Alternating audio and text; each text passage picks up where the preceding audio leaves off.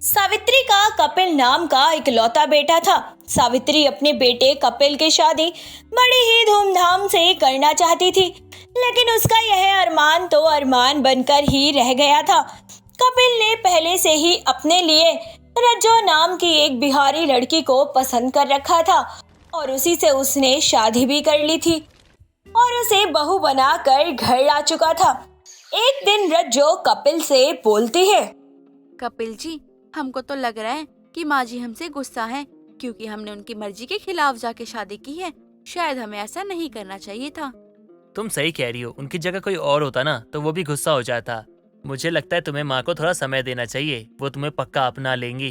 हमको भी उस दिन का बेसब्री से इंतजार है जब हम माँ जी का दिल जीत पाएंगे। मुझे तुम पर पूरा भरोसा है कि तुम मेरी माँ का दिल जीत लोगी, क्योंकि मेरी माँ अंदर से ना बहुत अच्छी है, बस बाहर से थोड़ी सख्त बन के दिखाती है।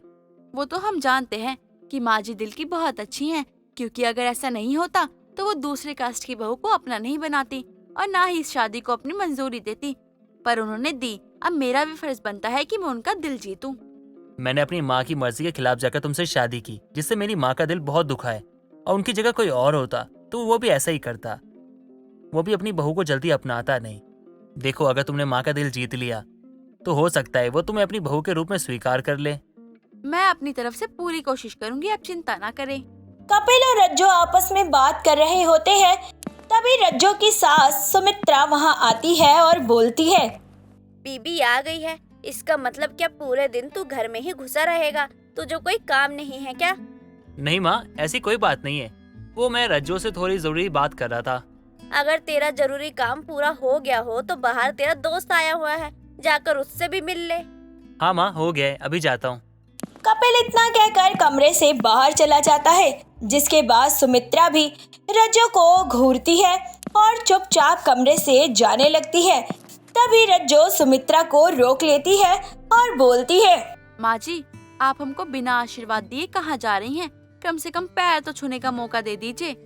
तू इस घर में मेरे बेटे की पत्नी बनकर आई जरूर है, लेकिन किसी दूसरे कास्ट की लड़की मेरी बहू कभी नहीं हो सकती। मैंने तुम दोनों की शादी सिर्फ अपने बेटे की खुशी के लिए करवाई है, ना कि अपनी खुशी के लिए। माँ जी, इसका मतलब आप हम दोनों की शादी को नहीं मानती हैं? अगर मैं तुम दोनों की शादी को नहीं मानती तो तुझे मैं इस घर में काम भी नहीं करने देती। बस मैं तुझे अपनी बहू नहीं मान सकती हूँ, क्योंकि तेरा तौर तरीका, रहन सहन हमारे घर परिवार से बहुत अलग है। माँ जी, एक बार आप मुझे अपने आप को साबित करने का मौका तो दीजिए। मैं आपको विश्वास दिलाती हूँ कि मैं आपका विश्वास कभी नहीं तोड़ूंगी, बल्कि आपकी उम्मीदों पे खड़ी उतरूंगी। मैं बिहार की बहू हूँ, किसी भी काम में पीछे नहीं हटती। जो मेरी पसंद ही ना हो उसे किसी भी तरह का मौका देने का क्या ही फायदा। तू इस घर में मेरे बेटे की पत्नी बनकर आई है, ना कि मेरी बहू।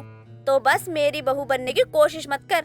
सुमित्रा रज्जो को कड़वे शब्द सुनाकर वहां से चली जाती है। रज्जो को अपनी सास की बातों का बहुत बुरा लगता है, लेकिन वह फिर भी उनकी बात का जवाब नहीं देती और जितना हो सकता है उतना बातों को संभालने की कोशिश करती है, ताकि वह धीरे धीरे ही सही लेकिन अपनी सास का दिल जीत सके। रज्जो एक अच्छी बहू की तरह अपने सारे काम और जिम्मेदारियां अच्छे से निभाती है। दिन बीतते जाते हैं। तभी एक दिन सुमित्रा की पड़ोसन शांति आती है और बोलती है, सुमित्रा, मैंने सुना है तेरे बेटे ने शादी कर ली है। तेरी बहू कहाँ है? हम सारे पड़ोसी तो इस फिराक में बैठे हैं कि तेरी बहू की मुंह दिखाई करेंगे, तब ही हम सब लोग यहाँ से जाएंगे। लेकिन तू है कि कुछ भी करने का नाम ही नहीं ले रही, तो हार कर मुझे ही आना पड़ा। शांति, अब मैं तुझे क्या ही बताऊं। अपनी बहू से मेरा दिल खुश नहीं है, बस इसलिए मैंने उसकी मुंह दिखाई नहीं की। ऐसा क्यों? तेरी बहू सुंदर नहीं है क्या, या उसमें कोई कमी है? नहीं शांति, ऐसी कोई बात नहीं है। मेरी बहू में कोई कमी नहीं है। वो सुंदर भी है और गुणवान भी है। जब से आई है तब से घर के सारे काम का सब कुछ वही करती है। किसी भी काम में मुझे कोई शिकायत का मौका नहीं देती है वो। अरे तो फिर दिक्कत किस बात की है? जब तेरी बहू हर तरफ से काबिल है तो फिर उसकी मुंह दिखाई क्यों नहीं कर रही है? उसकी बहू होने का हक क्यों नहीं दे रही है उसको? क्योंकि वो मेरे कास्ट की नहीं है। मैं चाहती थी कि मैं अपने कास्ट की लड़की लेकर आऊं, लेकिन मेरे बेटे ने तो मेरे सारे सपने तोड़ दिए और बिहार से उठा लाया मेरी बहू। इतनी छोटी सी बात के लिए तूने अपनी बहू का हक ही छीन लिया। तुझे उससे शिकायत तब होनी चाहिए जब वो तेरे घर को संभाल नहीं पाती और ना ही समझ पाती। लेकिन जब वो सब कुछ कर रही है और वो तेरी कास्ट की है ही नहीं, या इस चीज में क्या फर्क पड़ता है? बाकी तो सारे गुण है ना उसमें जो तुझे अपनी बहू में चाहती थी। हाँ शांति, बाकी तो सारे गुण हैं उसमें, किसी भी काम के लिए कुछ बोल नहीं सकती हूँ मैं उसको। सुमित्रा और शांति आपस में बात कर रहे होते हैं। तभी रज्जो घूंघट किए सबके सामने दाल बाटी चूरमा लेकर आती है और शांति खाने को बिना देखे ही दूर से मना कर देती है। बहुत गर्मी हो रही है, कुछ भी खाने की इच्छा नहीं है और तेल वाली चीज तो बिल्कुल भी नहीं कर रहा मन खाने को। जो भी खाने के लिए लेकर आ रही है उसे वापस ले जा। आंटी जी, आप चिंता क्यों करती हैं? हम कोई तेल वाली चीज लेकर नहीं आए हैं, बल्कि हमें भी पता है कि इतनी गर्मी हो रही है। हम तो बिहार की फेमस चीज दाल बाटी चूरमा लेकर आई हूँ। इसे एक बार खा के देखिए और बताइए कि कैसी बनी है। दाल बाटी चूरमा? मैंने आज तक सिर्फ इसका नाम ही सुना है, कभी खाया नहीं है। सच में बहू, इसमें बिल्कुल भी तेल नहीं होता। ये कौन सी डिश है जिसमें तेल की जरूरत ही नहीं पड़ती? नहीं आंटी जी, इसमें बिल्कुल भी तेल नहीं होता है, क्योंकि इसे सेक कर बनाते हैं। खाने में बहुत स्वादिष्ट होती है और सेहत के लिए भी बहुत अच्छा होता है। इसमें बहुत ताकत होती है, एक बार जो खा लेगा उसे तो इसका स्वाद पसंद आना ही होता है। अच्छा, अगर ऐसी बात है तब तो खिला दे बहू। तेरी बोली बाली तो बहुत अच्छी है, तूने तो पहली बार में ही मेरा दिल जीत लिया। लेकिन एक बात बता, तू इस सर पर घूंघट लेकर क्यों आई है? आज के जमाने में तो कोई लड़की सर पर घूंघट लेकर नहीं चलती। आंटी जी, वो इसलिए क्योंकि अभी मेरी मुंह दिखाई नहीं हुई है। माँ जी ने मेरी मुंह दिखाई नहीं करी है। जब मुंह दिखाई नहीं होगी तब तो मुझे आप लोगों के सामने घूंघट में ही आना पड़ेगा ना। और अगर मैं घूंघट में नहीं आई तो मेरी मुंह दिखाई किस काम की होगी? हाँ, ये बातें तूने बिल्कुल सही बोली कि जितने गुणवान वाली है वो शक्ल सूरत में कैसी होगी, मुझे देखने का बड़ा मन कर रहा है। आंटी जी, तो आप मेरी सास को बोलिए ना कि वो मेरी मुंह दिखाई का फंक्शन रखे, ताकि सभी को पता तो चले सुमित्रा की बहू कैसी है और कैसी नहीं। हाँ बिल्कुल बोलूंगी। तेरी सास का तो दिमाग खराब हो गया है, इसलिए तुझे अपनी बहू नहीं मान रही। तेरी जैसी बहू मुझे मिल जाती ना तो मेरे तो भाग्य ही खुल जाते। लेकिन वो कहते हैं ना कि जिसको बिना मांगे मिल जाता है उसको किसी भी चीज की कदर नहीं होती। शांति, तू मेरे सामने रहकर ही मेरी बुराई कर रही है। तू मेरी सहेली है या मेरी बहू की? आज तू पहली बार उससे मिल रही है, लेकिन साथ तो ऐसे दे रही है जैसे बरसों से जानती हो। मैं हमेशा सही का साथ देती हूँ, और रही बात तेरी बुराई की तो पीठ पीछे ही करी जाएगी, उसे बुराई बोलते हैं। लेकिन मैं जो भी बोल रही हूँ तेरे सामने बोल रही हूँ। देख, मेरा काम था समझाने का, जो मैंने तुझे समझा दिया। अब क्या करना है क्या नहीं तू जान। बहू, मुझे जल्दी से दाल बाटी चूरमा दे दे, खाऊं मैं उसे। शांति के मांगने पर रज्जो अपनी सास और शांति को दाल बाटी चूरमा खाने के लिए देती है और सच में दोनों को उसका स्वाद बहुत पसंद आता है।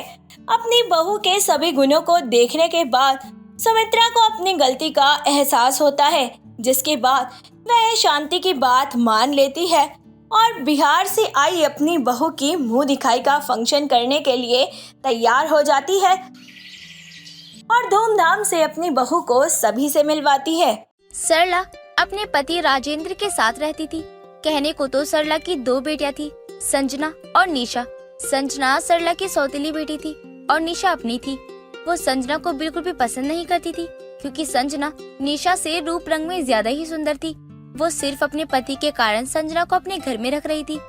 एक दिन सुबह संजना रसोई में रोटियां सेक रही होती है, तभी सरला वहाँ आ जाती है। महारानी, खाना बना कि नहीं? यहाँ भूख के मारे मेरी जान निकल रही है, और तू है कि खाने में कछुए की चाल चल रही है। बल्कि तू ये जानती है ना कि सुबह सुबह के समय में सबको भूख लग जाती है। माँ, सारा खाना बन गया है, बस रोटियां सेकनी बाकी है। आप चलिए, मैं अभी आपके लिए लेकर आती हूँ खाना, ज्यादा टाइम नहीं लगेगा। खाना तो तब बनाएगी ना जब खाना बनाने का तेरा मन होगा। खाना बनाना तो तेरे लिए मजबूरी हो गया है, इसलिए मेरा खून जलाती रहती है तू लेट लेट खाना बनाकर, ताकि मैं तुझे खुद खाना बनाने के लिए मना कर दूं। करम जली। नहीं माँ, ऐसी बात नहीं है। आप तो जानती है ना कि मुझे खाना बनाना बहुत पसंद है, तो भला मैं ऐसा क्यों सोचूंगी। संजना की बात सुनकर सरला को बहुत गुस्सा आता है और वो संजना का हाथ पकड़कर जलते तवे पर रख देती है और वो जोरों से चिल्लाने लगती है। तभी उसके पिता राजेंद्र वहाँ आते हैं। क्या हुआ बेटा? तुम ठीक तो हो ना? तुम चिल्लाए क्यों? आपकी आंखें कमजोर है क्या? आपको दिखाई नहीं दे रहा क्या? उसका हाथ जल गया है, तभी तो हाथ पकड़ के खड़ी है वो। हाँ वो मुझे दिखाई दे रहा है, लेकिन इसका हाथ जला कैसे? जब ध्यान से काम नहीं करेगी तो हाथ ही जलेगा ना। आप कोई छोटी बच्ची तो है नहीं है जिसे हर चीज समझाई जाए। बेटा ज्यादा दर्द तो नहीं हो रहा ना? नहीं पिताजी, मैं ठीक हूँ। सुन लिया ना आपने कि वो ठीक है। अब चलिए मेरे साथ, मुझे कुछ काम है आपसे। हाँ चलता हूँ, लेकिन पहले इसके जले पे दवा तो लगा दूं। वो खुद लगा लेगी, आप इतना मत सोचिए, ज्यादा नहीं जला है। सरला अपने पति का हाथ पकड़कर जबरदस्ती उसे अपने साथ लेकर चली जाती है और संजना अपने जले हाथों से ही रोते हुए सारी रोटियां सेकने लगती है। कुछ देर बाद वो सारा खाना डाइनिंग टेबल पर लगा देती है और सभी खाने के लिए बैठ जाते हैं। लेकिन जैसे ही संजना बैठने चलती है, सरला उसे रोक देती है। तू कहाँ जा रही है बैठने के लिए? अगर तू हम लोगों के साथ बैठ कर खाना खाएगी तो हमें खाना कौन देगा?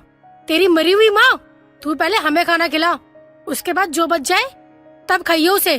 ये क्या बात कर रही हो तुम? हमारे हाथों में क्या मेहंदी लगी है? अरे खाना तो हम खुद भी लेके खा सकते हैं ना। वो भी तो इंसान है, उसे भी भूख लगी होगी, उसे भी खाने दो ना हमारे साथ बैठकर। नहीं, बिल्कुल नहीं। ये आप क्या सिखा रहे हैं अपनी बेटी को?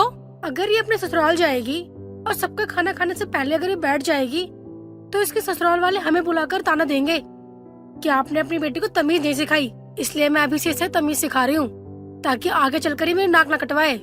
जाने दीजिए पिताजी, माँ सही कह रही हैं। आप लोग खा लीजिए, मैं बाद में खा लूंगी। सभी खाना खाना शुरू कर देते हैं और थोड़ी देर में ही सारा खाना खत्म हो जाता है। तभी राजेंद्र बोलता है, बेटा ये सारा खाना तो खत्म हो गया, अब तुम क्या खाओगी? आप भी कैसी बातें कर रहे हो? आप तो ऐसे बोल रहे हो जैसे घर का राशन खत्म हो गया हो। अरे अगर खाना खत्म हो गया तो दोबारा बना लेगी ना। क्यों संजना, सही बोल रहा है ना मैंने? हाँ माँ, आपने बिल्कुल सही बोला, मैं बना के खा लूंगी। लेकिन बेटा तेरे तो हाथ जले हुए हैं, तू बनाएगी कैसे? उसके हाथ जले, कटे नहीं है, जो वो अपने लिए खाना नहीं बना सकती। और आपको उसके अलावा किसी की चिंता तो होती ही नहीं है। अरे मुझे तो सबकी चिंता है, लेकिन तुम्हें नहीं है।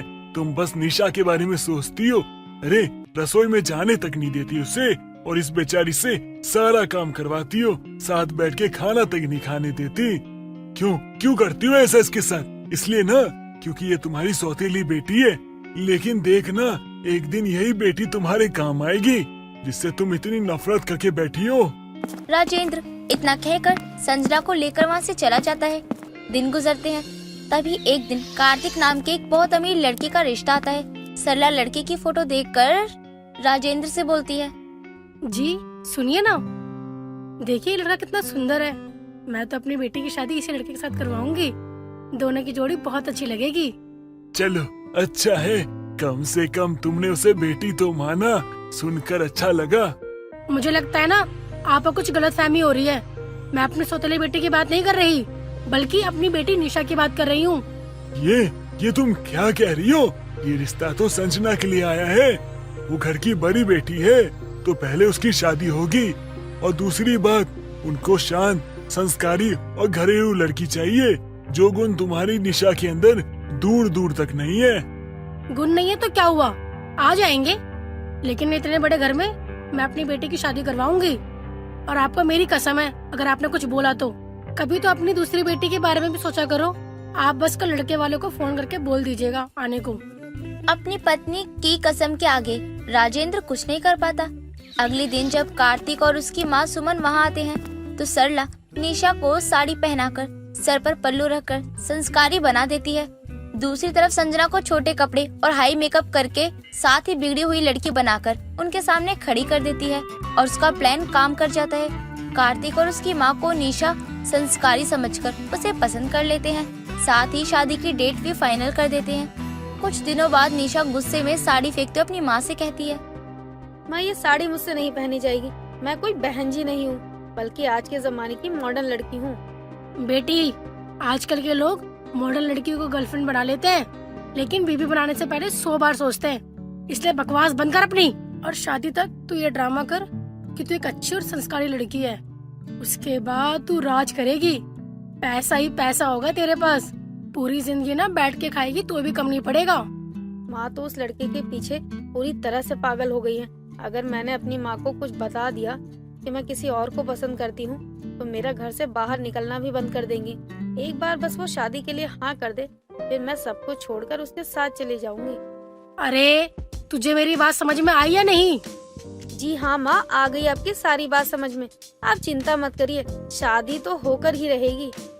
देखते ही देखते शादी का दिन आ जाता है। बारात दरवाजे पर खड़ी होती है और निशा एक लेटर लिखकर वहाँ से भाग जाती है।